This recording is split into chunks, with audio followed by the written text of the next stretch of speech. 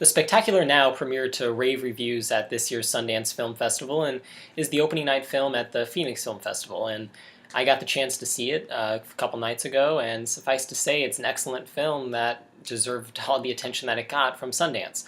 It stars Miles Teller as a young boy about to leave high school, and he seemingly has no direction. He has no father, or at least no father figure in his life. And his mom is a nurse, and she's off a lot of times, off at work, and he never has a lot of attention. He drinks a lot, for a 17 or 18-year-old kid who constantly lies about his age and seemingly gets into bars and gets drunk and parties and, does all these things that a teenager typically would. He's also out of control to a fault. He has no direction, no sense of where he's going. And so when his girlfriend dumps him, probably because he has nothing going for him and nowhere, in sight, he is lost, even more lost than before. A lot of the film has him attempting to win her over, but also he starts to fall for a young girl named Amy, played by Shailene Woodley, who is from The Descendants from a couple years ago, and she got excellent reviews for that, obviously. But here she is, surprisingly simpler and stronger than she was in that film.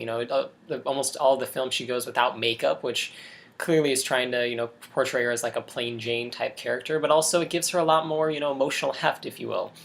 Her character is, one who is kind of controlled by her mother. Her mother basically has this paper route, and Amy is always the one who is put in charge of it and does all the work for it. She also pays a lot of the bills.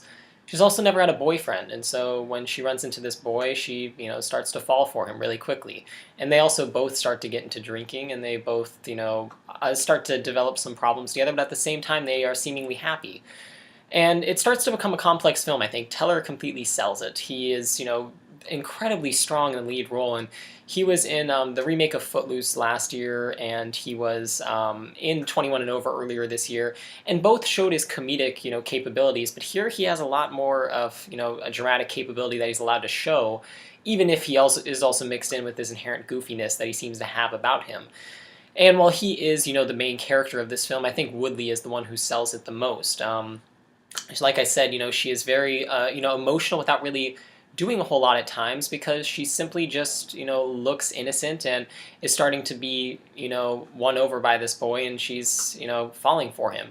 This is a movie obviously called The Spectacular Now, so it's about the now, the present, and it often is referenced, about the past and how the present plays into it now and whether we should live in the present. And, there's one line that really stuck with me about how, if the present doesn't work today, there's always the present tomorrow. There's always the now tomorrow.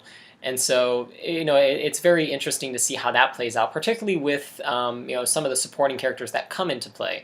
Mary Elizabeth Winstead is not in the film for much, but she, she's very good as Teller's sister, and she has obviously a lot of great acting capabilities, as evidenced by Smashed, which was made last year also by James Ponsoldt, and it's really surprising actually how both of these films at least were very similar.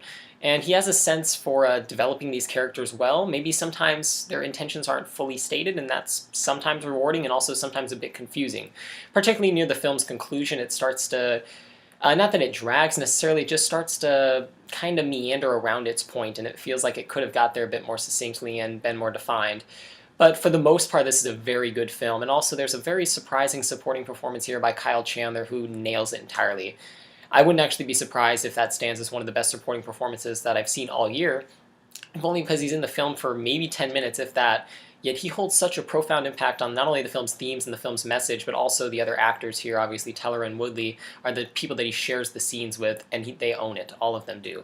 This is an innocent tale, and it's rather simply told. It's about a tale about teenage life, but for some reason it feels like it's going to be universally told and universally connected with people, and for that reason I'd highly recommend it. I think it's a very good film. So yeah, I guess I'll leave this review at that, and I'll talk to you guys the next time that I have a review.